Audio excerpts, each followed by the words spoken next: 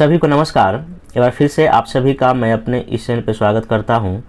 आज के इस लेक्चर में 68 बीपीएससी मेंस जो आज का पेपर फर्स्ट हुआ है उसी का क्वेश्चन का मैं रिव्यू कर रहा हूं और इसमें मैं बताऊंगा कि क्वेश्चन पूछने के पैटर्न में क्या चेंज हुआ है और बाकी इस बदलते पैटर्न में किस तरह से तैयारी करनी चाहिए 69th या 70 जो बीपीएससी की कर रहे हैं उनके लिए।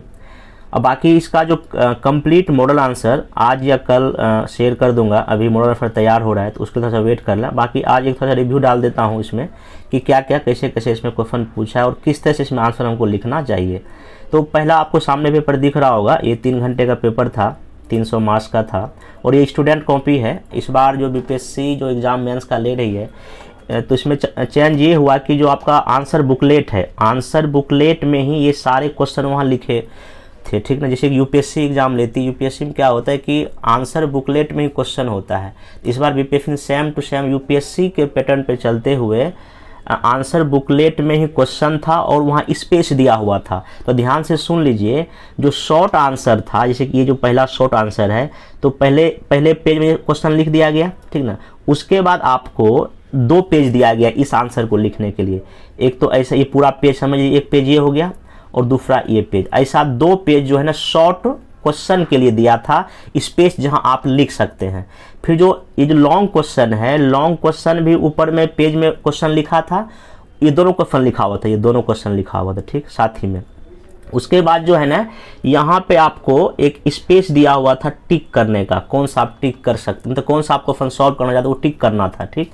तो ये दोनों क्वेश्चन ऊपर में लिखा होता था। इसके बाद क्वेश्चन के नीचे आपको 5 पेज दिया था स्पेस लिखने के लिए। जैसे कि मान लीजिए एक पेज ये है, एक पेज हो गया, फिर ये दूसरा पेज हो गया, फिर तीसरा पेज हो गया, फिर ये चौथा पेज हो गया, फिर 5वां पेज ऐसा हो गया, फिर हाँ, तो ऐसे करके 5 पेज जो है ना वो आपको स्पेस लिखने के दिया था।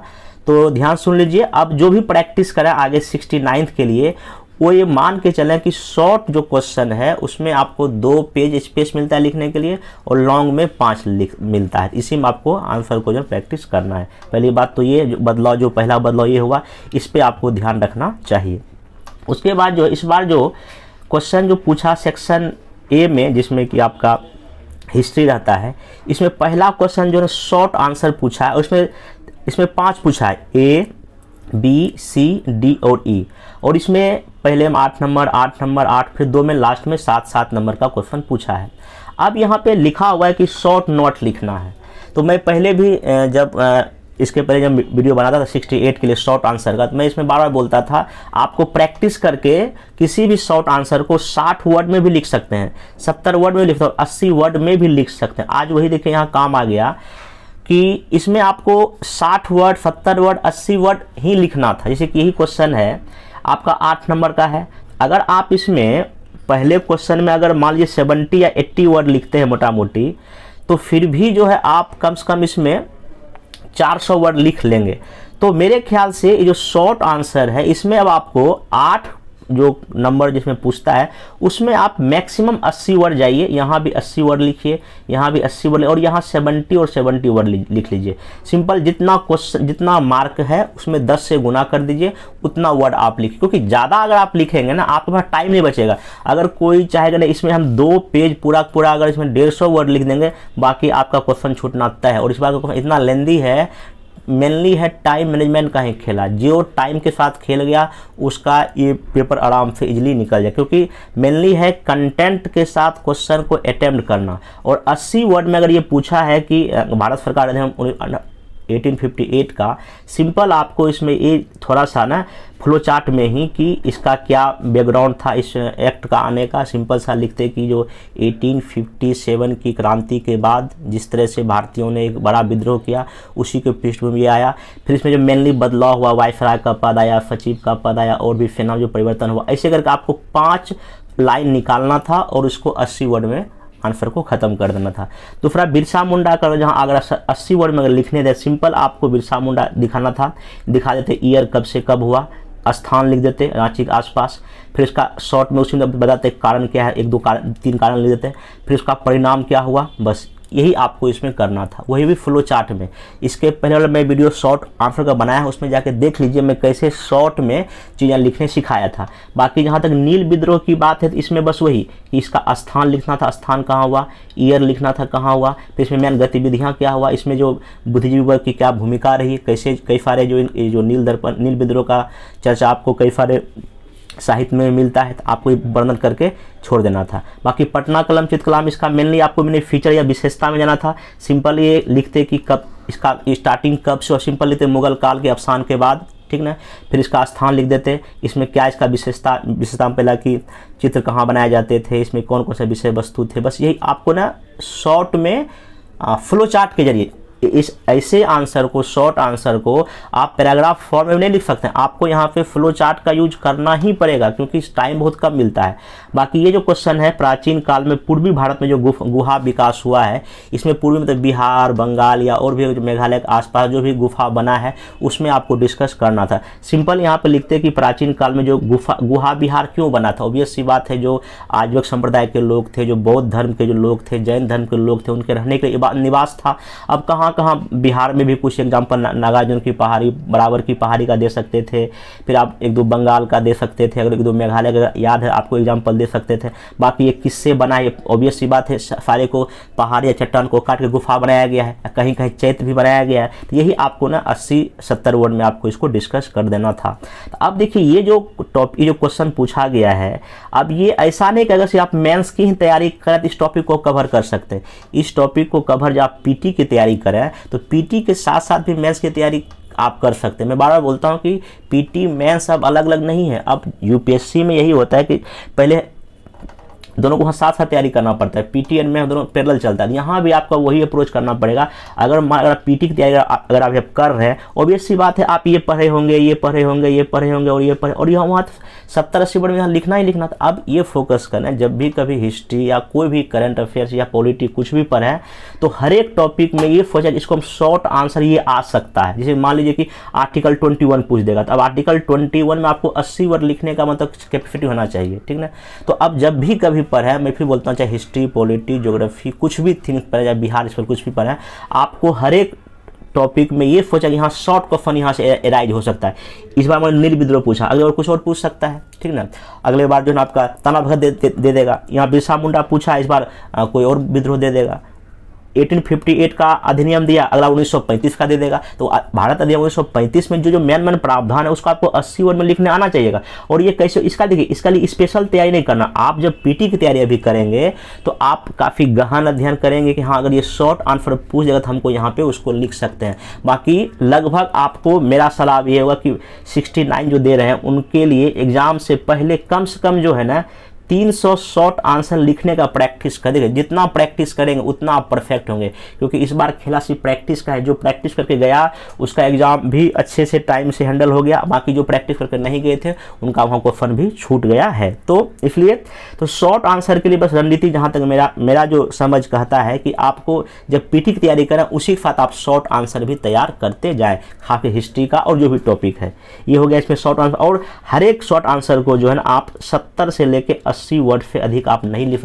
100 वर्ड अगर मान इसमें लिखने जाएंगे तो 100 मतलब तो 500 वर्ड हो जाएगा। 500 वर्ड लिखना आपको कम से कम लग जाएगा 40 मिनट लग जाएगा, आपका टाइम ऐसे लॉस हो जाएगा। इसलिए 70 से 80 वर्ड और इसमें बेस्ट कंटेंट डालना पड़ेगा। फिर बोलता हूँ शॉर्ट आंसर में आपको उसका बैकग्राउंड, उसमें क्या क्या मेन प्रावधान है, उसका क्या एक दो कमियां है, क्या विशेषता, ये 5 फ्लो चार्ट बनाइए, आपका पूरा आंसर क्या हो जाएगा। बाकी इसका मैं मोड़ा आंसर बताऊंगा इसमें कैसे आप इसको लिख सकते हैं। दूसरा क्वेश्चन था इसमें कि जो भारतीय राष्ट्रीय आंदोलन के उदय के कारकों की चर्चा कीजिए, इसने स्वतंत्रता संग्राम को किस प्रकार दिशा दी। अब देखिए ये क्वेश्चन थोड़ा सा आसान लग सकता है, लेकिन फिर भी अगर इसको सही ढंग से पढ़ेंगे, 2-3 बार अगर क्वेश्चन को पढ़ेंगे तो लगे नहीं ये भी क्वेश्चन ठीक ठाक है। क्वेश्चन का है कि जो इंडियन नेशनल मूवमेंट जो है उसका कैसे, उसका क्या फैक्टर था एराइज होने का, इसने कैसे स्वतंत्रता संग्राम की दिशा को बदला। तो सिंपल इसमें 2 पार्ट में क्वेश्चन है। आपको पहले पार्ट में दिखाना था कि जो आपका किस किस कारक से जो है आपका, चाहे वो असहयोग आंदोलन है या सविनय अवज्ञा है या भारत छोड़ो, कैसे गांधी जी का एराइज हुआ, मेनली क्वेश्चन यही है। तो आपको यहाँ पे कि वही जो कारण है, जो आर्थिक सामाजिक लेते हुए ब्रिटिश का जो शोषण का नीति होता है उसके खिलाफ कहीं ना कहीं भारतीय जनमानस में जो एक जो विरोध करने की जो भावना जगी, चाहे वो जलियांवाला हत्याकांड हो या आपका रॉलेट एक्ट हो, ऐसे कई सारे जो वर्नाकुलर प्रेस एक्ट है या बंगाल विभाजन है, इन सब ने कहीं ना कहीं, जब होम रूल मूवमेंट हुआ, इन सब मिल के सभी सारे कारकों ने मिल के जो है ना भारतीय राष्ट्रीय आंदोलन के उदय का जो मार्ग प्रशस्त किया। आपको ये डिस्कस करना था। बाकी इसने स्वतंत्रता संग्राम की दिशा को किस प्रकार बदली, ऑब्वियस सी बात है, जब 1915 से लेकर 1947 तक के काल को देखेंगे, ये गांधी युग है, और गांधी युग में कभी असहयोग चलता है, कभी सविनय चलता है, कभी भारत छोड़ो आंदोलन चलता है। दैट मीन्स कि संघर्ष विराम संघर्ष की रणनीति, सत्याग्रह, भूख हड़ताल, इन सब ने कहीं ना कहीं इसकी दिशा क्या हुआ, बदल दी। और इसमें आपको थोड़ा बहुत जो क्रांतिकारी जो आंदोलन है, चाहे भगत सिंह का है या और लोगों का, वो भी आपको इसमें डिस्कस करना पड़ेगा, क्योंकि भारतीय राष्ट्रीय आंदोलन में तो वो भी आता है ना। तो आपको उन सारे बातों को थोड़ा थोड़ा पॉइंट करके डिस्कस करना था, लगभग मैक्सिमम 400 वर्ड, क्योंकि उससे अधिक आपका यहाँ स्कोप नहीं बनता था लिखने का। बाकी दूसरा इसमें क्वेश्चन था बी में, ब्रिटिश शासन की जो है ना क्या योजना, जो ऑब्वियसली शिक्षा का विकास ही है, तो थोड़ा सा इसमें है कि क्वेश्चन को थोड़ा सा शब्द को घुमा दिया है कि हाँ ब्रिटिश शासन के दौरान जो भी बिहार में औपनिवेशिक तकनीकी शिक्षा का विकास, उसको चर्चा करना है। जो 1935 से लेकर 1960, 1970, 1920 ऐसे करके जो भी कॉलेज खुला है उसका, और इसका प्रभाव, आर्थिक सामाजिक प्रभाव क्या पड़ा बिहार में, और उसका आलोचना करना, क्योंकि जो भी तकनीकी विकास बिहार में या भारत में हुआ उसका फायदा कहीं ना कहीं ब्रिटिश ने उठाया। तो आपको ही आलोचना करके चीज़ों को लिखना था। बाकी तीसरा क्वेश्चन ये थोड़ा सा यूपीएससी लेवल का हो गया, ये ऑलरेडी क्वेश्चन यूपीएससी पूछ चुका है, ये जाके देखिएगा आर्ट एंड कल्चर में। प्राचीन काल में उत्तर भारत में हुए मंदिर के विकास का विश्लेषण कर। अगर आप थोड़ा बहुत अगर पीटी पढ़े होंगे, अगर यहाँ गुप्त काल पढ़े होंगे, तो आपको पता है कि उत्तर भारत में जो मंदिर बनने का स्टार्ट नागर शैली से कहाँ हुआ, गुप्त काल के बाद ही हुआ। तो आपको यहाँ पे थोड़ा सिंपल ये दिखाना था कि इंडिया में पहली बार जो मंदिर बनने का जो परंपरा शुरू हुआ वो गुप्त काल से होता है। और यहाँ पे दिखाना था कि जो गुप्त काल में बना, फिर जो गुप्त काल के बाद जो मंदिर बना, उन सब का जिक्र करते हुए जो है ना एग्जाम्पल के साथ, दशावतार मंदिर कहाँ है, या जो भी मंदिर, विष्णु मंदिर जितना भी बना है, एग्जाम्पल के साथ उस मंदिर की क्या नागरशैली, क्या विशेषता था, उस लोकेशन करते हुए आपको इस आंसर को विश्लेषण करना था, ठीक ना। फिर जो बी इसका जो ऑप्शन था, ये थोड़ा सा जो है ना आपका आसान कह सकते हैं। इसमें सामाजिक और सांस्कृतिक विचार रविन्द्रनाथ टैगोर जी का पूछा है। तो सामाजिक विचार में उनका वही जो छुआछूत के लेके था, गरीबी को लेके था, महिलाओं को लेके था, और भी समाज में जिस तरह से खाई था उनको लेके था, जातिवाद हो गया या संप्रदायवाद हुआ, उनका विचारधारा उनमें क्या था,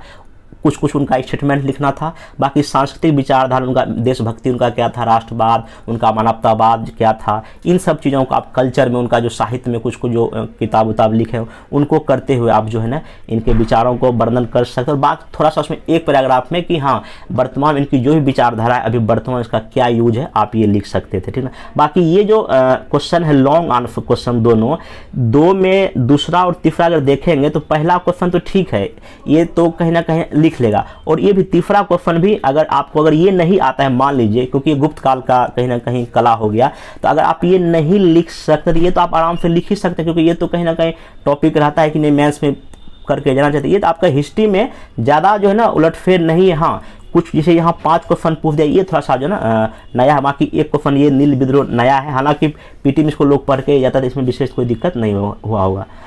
बाकी जो यहाँ जो सबसे जो ज़्यादा बदलाव हुआ वो आपका करंट अफेयर्स में, कई लोगों को यही नहीं लगा कि ये करंट अफेयर्स है भी नहीं। ऐसा कई लोगों को हमको मैसेज कॉल आया कि सेक्शन जो सेकंड है क्या वो करंट अफेयर्स है कि कुछ और है। हालांकि है ये करंट अफेयर्स ही, हालांकि इसमें बिहार स्पेसिफिक कुछ ज़्यादा हो गया है। और वैसे भी देखिए जो पहला जो चौथा क्वेश्चन का जो पहला है ये, अब ये सब चीज़ है कि कोई नहीं पढ़ाता है, कोई पढ़ के भी नहीं जाता है। अब कहाँ आयोजन किया गया था ये तो खैर हम लोग पढ़ते हैं पीटी में कि हाँ भाई पीटी जब तैयारी करें तो कौन सा आयोजन कहाँ हुआ था, लेकिन इस बार मेंस में भी इस तरह क्वेश्चन 1-2 पूछ दिया। वो जानबूझ के पूछा गया ताकि देखा गया कि आप कितना एक्टिव है किसी चीज़ को लेकर।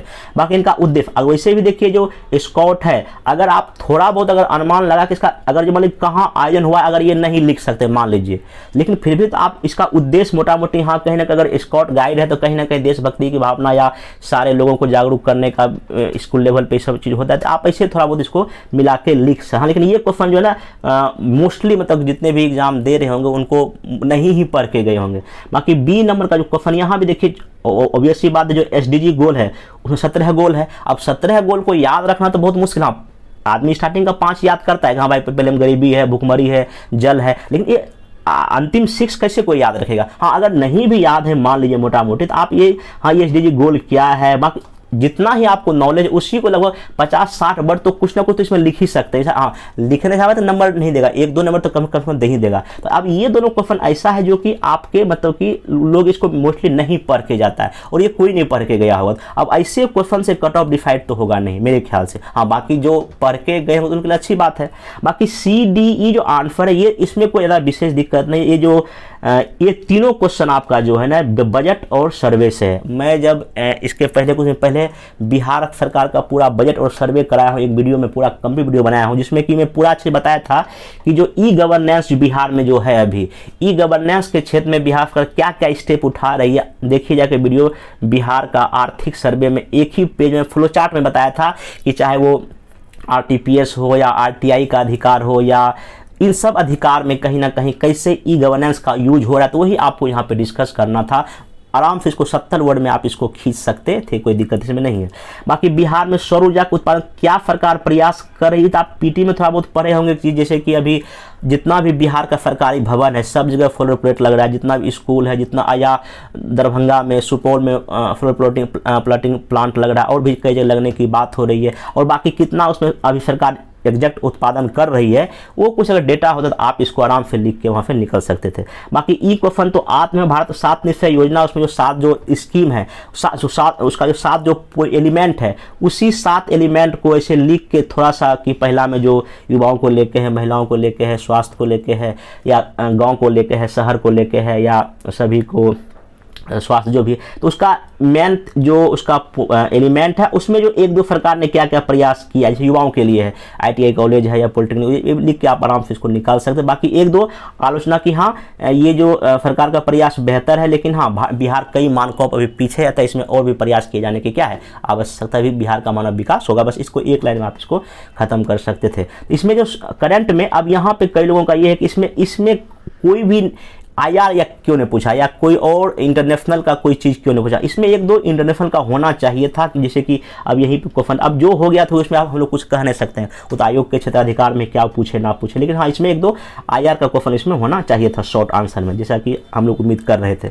बाकी 5A का क्वेश्चन ये करंट का था। अभी हाल ही में जो नई शिक्षा नीति के तहत जो है ना, जो शिक्षा मंत्री धर्मेंद्र प्रधान जी केंद्र सरकार में है, उन्होंने कई प्रयास किया है कि भारत में जो है ना जो विदेशी विश्वविद्यालय की जो कंपनी यूनिवर्सिटी हमारे देश में आवे और हायर एजुकेशन के लिए कुछ काम हो, जाए ऑस्ट्रेलिया की यूनिवर्सिटी हो या इंग्लैंड की हो या अमेरिका को, तो इसमें लेके ये करंट में था चर्चा में, वहाँ से क्वेश्चन क्या किया है पूछा। और ये देखिए क्वेश्चन जो है ना काफ़ी लॉजिकल, मतलब कि UPSC से भी लेवल थोड़ा कुछ हाई है। जिसमें क्या कहा है, भारत में विदेशी विश्वविद्यालयों के कैंपस करने के खोलने के लिए विश्वविद्यालय अनुदान आयोग द्वारा हाल ही में मसला का नियम क्या, अब ये नियम क्या आपको करना पड़ेगा कि आप भारत में उच्च शिक्षा पर उनके प्रभाव के बारे में कैसे समाधान बताना, फिर आपको क्या लगता है कि ये क्या परिवर्तन होगा और अपने समझ में उत्तर, मतलब 3 पार्ट में पूछा है। अगर आप थोड़ा बहुत अगर उसके बारे में जानते हैं कि हाँ ऑस्ट्रेलिया की यूनिवर्सिटी आ रही है या इंग्लैंड की या जहाँ की आ रही है उसमें क्या क्या चीज़ें होगा, तो आप इसको भी लिख सकते थे, इसमें कोई विशेष नहीं था। बाकी ये जो क्वेश्चन था जो बेसिक स्ट्रक्चर वाला, हालांकि ये लोग कई लोग उम्मीद कर रहे थे ये पॉलिटी में आना चाहिए, लेकिन इस बार ये करंट अफेयर्स में पूछ दिया। इसलिए मैं बार बार जब वीडियो बनाता हूँ उसमें बोलता हूँ कि हिस्ट्री को अगर सिर्फ छोड़ दिया जाए BPSC में, समझिए सारा सब कुछ करंट ही है। हिस्ट्री अगर छोड़ दीजिए, चाहे वो आपका करंट अफेयर्स का इसमें पेपर फर्स्ट का बात हो या पॉलिटी का है या इकोनॉमिक्स की बात हो या साइंस टेक की, वो सब कहीं ना कहीं करंट का ही रहता है। इसलिए करंट पे आपको अधिक फोकस करना पड़ेगा, चाहे न्यूज़पेपर का पढ़ने की बात हो या मैगजीन पढ़ने की बात हो, आप इसको यहाँ से कर सकते हैं। और ये क्वेश्चन अभी हाल ही में जो उपराष्ट्रपति धनखड़ जी उन्होंने कहा था कि जो बेसिक स्ट्रक्चर कहीं ना कहीं जो न्यायपालिका को एक ऐसा ब्रह्मास्त्र दे दिया है जो कि कार्यपालिका को कार्य करने में कहीं ना कहीं बाधा पहुँचाती है, इस पर कहीं ना कहीं विचार करने की आवश्यकता। खास करके उनका जो एक इशारा था, जो न्यायिक नियुक्ति आयोग बिल जो आया था 99, उसमें सुप्रीम कोर्ट ने उसको अवैध घोषित कर दिया है, उनको लेकर ये बयान था। आपको वही इसमें दिखना था, उनके बयान का आपको आलोचना करना था। आपको सिंपल इसमें आलोचना में ये लिखना था कि चूंकि अगर आप 1960-70 के दशक में जाएंगे तो कार्यपालिका विधायिका कुछ ऐसे कानून बना दिए थे जिसमें कहीं ना कहीं लोगों का जो है ना फंडामेंटल राइट या लोकतांत्रिक भावना कहीं ना कहीं धूमिल हो रही थी। उसी के परिप्रेक्ष्य में केशवानंद भारती जो वाद आया था, उसके बाद फिर गोलकनाथ आया और भी जो चीज़ें आया, निर्वा मिल्स आया, तो वहाँ पर आपको दिखाना था कि नहीं, कहीं ना कहीं कार्यपालिका विधायिका जब अपने दायित्वों से दूर भागती तभी कहीं ना कहीं ये एक्टिव होती है न्यायपालिका, ऐसे तो आलोचना करना। बाकी क्या निकट भविष्य में कहीं अभी आप देखते होंगे बार बार जो केंद्रीय मंत्री हैं रिजिजू जी हैं वो बार बार भी कहीं ना कहीं न्यायपालिका पर कुछ ना कुछ ऐसे बयान करते रहते हैं। इससे पता चलता है कहीं ना कहीं चीज़ें टकराव की ओर आता। तो अंतिम आपको यही लेना था स्टेप कि चूंकि शक्ति का पृथक्करण देश का एक जो बेसिक स्ट्रक्चर है, इसी दायरे के अंदर रह के सारे जो संस्थाओं को काम करना चाहिए ताकि भारत एक जो ना सही रास्ते और सही विकास को आगे बढ़ सके। पॉजिटिव वे में आपको यहाँ से लेकर लिखना था। बाकी ये क्वेश्चन आप आराम से इसको हैंडल कर सकते। बाकी हाँ, इसमें शब्दों का घुमा है। बाकी वही कहता है आधी सदी के पहले, आधी सदी के पहले क्या 50 साल पहले 1973 में केशव भारती विवाद आया था। तो ये वही बात आधी सदी के पहले। ऑब्वियस सी बात है अब बीपीएससी का क्वेश्चन कहीं ना कहीं यूपीएससी के पैटर्न पे जा रहा है। आपको अब शब्दों को समझना पड़ेगा, क्वेश्चन में क्या कर, उसी अकॉर्डिंग आप अपने आंसर को वहां पे फ्रेम करना। और सबसे बड़ी बात है कि अब डायरेक्ट क्वेश्चन नहीं पूछा जा रहा, अब क्वेश्चन घुमा के पूछा जा रहा है। इसलिए आपको एग्जाम हॉल में क्वेश्चन का फॉर्मेट करना पड़ेगा। कम से कम आप 1 मिनट आंसर के फॉर्मेटिंग में दें। इस क्वेश्चन कम से कम 2 बार 3 बार पढ़ेंगे, बुनियादी एब्स्ट्रैक्ट क्या है, फिर अभी क्या इन्होंने बोला है, फिर कैसे टेक्नोलॉजी, आपको कम से कम जब माइंड में फ्रेम नहीं बनाएंगे तो ऐसे प्रश्न को सही ढंग से आप सॉल्व नहीं कर पाएंगे। बाकी जो छठा क्वेश्चन इसमें था ये G20 का, देखिए ऐसे मैक्सिमम लोग G20 क्या है, इसका क्या इंपॉर्टेंस है, भारत के लिए क्या महत्व है, ये मैक्सिमम लोग पढ़ के गए थे। लेकिन हाँ, यहाँ थोड़ा सा क्वेश्चन जब घुमा दिया है। इसमें सिंपल है कि G20 जो अपनी अस्थायी विकास इंडिया में कुछ चुनौती हुई विकास को लेकर, उसके बावजूद भी कहीं ना कहीं जो विकासशील दुनिया के देशों का जो है ना प्राप्त करना चाहिए। तो सिंपल से ही बात आपको G20 इसमें क्या था वो डिस्कस करना था। बाकी इंडिया के सामने क्या क्या चाहे, कुछ गरीबी को लेके कुछ प्रॉब्लम है और भी कुछ 1-2 प्रॉब्लम दिखा सकते थे। उसके बाद जितना भी विकासशील देश क्या है उसका जिक्र करना था, और विकासशील देशों की जो समस्या है उस समस्या को कैसे इस मंच पे भारत जो है ना लेके आएगा। चाहे विकासशील देशों का जलवायु में वित्त को लेकर समस्या है, गरीबी है, वहाँ बेरोजगारी है, तकनीकी की कमी है, इन सब का जो मुद्दा विकासशील देशों का है वो कैसे इंडिया इसमें अपना रोल कर सकता है। बाकी आपका जो साउथ ग्लोबल है, ये मैं अपने लेक्चर में बताया था, साउथ ग्लोबल जो मीटिंग हुआ है इंडिया में जो हुआ था, जिसमें वर्चुअल मीटिंग हुआ था, उसमें 120 से अधिक देशों ने भाग लिया था। उसमें भारत ने काफ़ी जोर देके कहा था कि G20 की बैठक में हम साउथ ग्लोबल का जो भी प्रॉब्लम है उसको हम उठाने का क्या करेंगे प्रयास। लेकिन साउथ जो ग्लोबल में जो देश है उसमें भी कई प्रॉब्लम है, अलगाववाद हो या यहाँ देखिए सूडान में कुछ प्रॉब्लम है या भारत पाकिस्तान के लिए कुछ दिक्कत है। तो साउथ ग्लोबल के देशों में भी कुछ प्रॉब्लम है, लेकिन अब इस प्रॉब्लम को दूर करते हुए इंडिया को एक मंच पे आना ये कठिनाई है। आपको यहीं पे इसको जांच करना था, मतलब लिखना था, ठीक ना। बाकी इसमें बी क्वेश्चन ये सीरिया और तुर्की आपदा प्रबंधन राष्ट्र यूएनओ की पहुंच और उसका क्या भूमिका था ये लिखा था। हालांकि मैक्सिमम लोग ऑपरेशन दोस्त करके गए थे, लेकिन यूएनओ की क्या भूमिका थी इसको भी करना था। हाँ, ऑब्वियस सी बात है यूएनओ भी वहाँ अपना योगदान दिया, तो आपको वो भी इसमें डिस्कस करना था। हाँ, तो ये लेकिन इसमें इस दोनों में ये था कि ये क्वेश्चन आप इजीली जो है इसको हैंडल कर सकते थे, ठीक ना। बाकी इसमें जो सेक्शन तीसरा था DI था, तो पहला जो 7वां DI था ये थोड़ा सा इजी था ये वाला, ठीक ना। इसको आप आराम से हैंडल कर सकते, इसमें कोई विशेष वही जोड़ घटाव गुना भाग या परसेंटेज निकालना था। दूसरा जो ये जो इसमें जो है ये जो DI है जिसमें कि आय और व्यय पे है, तो इसमें दिक्कत ये था कि ये जो दिया है ये लाइन ग्राफ, यहाँ पे एग्जैक्ट आपको निकालना थोड़ा सा वहाँ मुश्किल हो सकता था। तो जिन्होंने ये अटेम्प्ट किया होगा ये क्वेश्चन उनके लिए थोड़ा सा ईजी रहा, क्योंकि एक ही टेबल था, आप इसको इजीली जो सॉल्व कर सकते। बाकी यहाँ ऑलरेडी टेबल बनाया गया था, वहाँ आपको टेबल बनाने की जरूरत नहीं थी।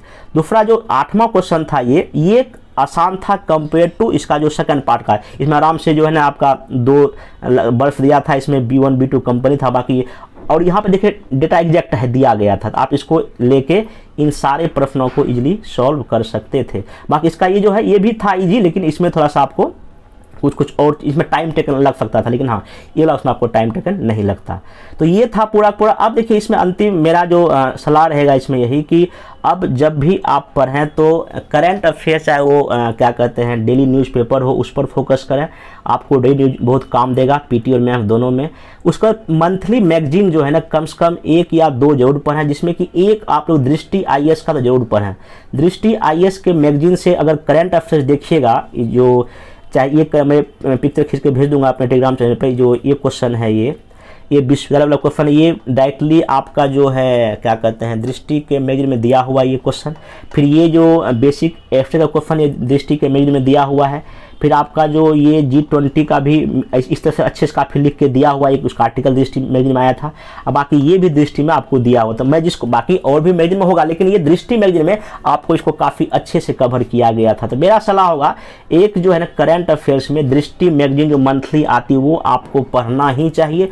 दूसरा, आप विजन IAS की तरफ भी जा सकते हैं, उसका ऑनलाइन आपको PDF जो है कहीं ना कहीं मिल जाएगा, या PD, मतलब 2 मैगजीन आप फॉलो कर सकते हैं इस दौर में, जिसमें आपका PT और मैथ दोनों कवर हो जाएगा। बाकी DI का भी प्रैक्टिस आपको करते रहना चाहिए, कम से कम सप्ताह में 3 या 4 DI जो प्रीवियस से पूछा, या कोई नया क्वेश्चन आप इसको आराम से, या नहीं तो जो RS अग्रवाल की बुक आती है उसमें DI काफ़ी अच्छे दिया, उसको आप यहाँ से कर सकते हैं। बाकी यही पूरा का पूरा था इसमें। बस यहाँ अब यही रहा कि आपको अब आंसर राइटिंग पर फोकस करना है, मतलब कि शॉर्ट आंसर में फिर बोला कम से कम 300-400 लिख के अभी से रख लें। बाकी मैं जब ग्रुप में करा दूंगा, या नहीं तो मैं यूट्यूब में वीडियो ला दूंगा शॉर्ट आंसर लगभग 300 प्लस में, फिर यूट्यूब पे चला दूंगा, उसका कोई दिक्कत नहीं, मैं करा दूंगा। हाँ, लेकिन इसका तैयार करना पड़ेगा। बाकी वही आंसर राइटिंग प्रैक्टिस करें, 70 से 80 वर्ड में शॉर्ट आंसर लिखा, बाकी लॉन्ग आंसर 400 शब्दों में आप लिखने का प्रयास करें। बाकी देखिए कुछ चीज़ें और आपको इसमें समझना पड़ेगा। BPSC में अब थोड़ा सा नॉलेज भी चाहिए, ठीक ना, उसके बाद जो है ना थोड़ा सा नॉलेज का, थोड़ा डीपली नॉलेज चाहिए। फिर आपको मेनली आंसर राइटिंग प्रैक्टिस बहुत अच्छे से होना चाहिए, तभी आप इसको जो है ना कर सकते हैं आराम से, क्लियर रखते हैं। इसको करें। बाकी जो है जब नेक्स्ट पेपर होगा सेकंड पेपर, उसका भी मैं डिस्कस करूँगा। बाकी इसका कंप्लीट मॉडल आंसर जो है ना यूट्यूब पे मैं आज या कल कर दूंगा। बाकी अपने टेलीग्राम पे भी इसका PDF में शेयर कर दूंगा, आप वहाँ से इजीली इसको डाउनलोड कर सकते हैं।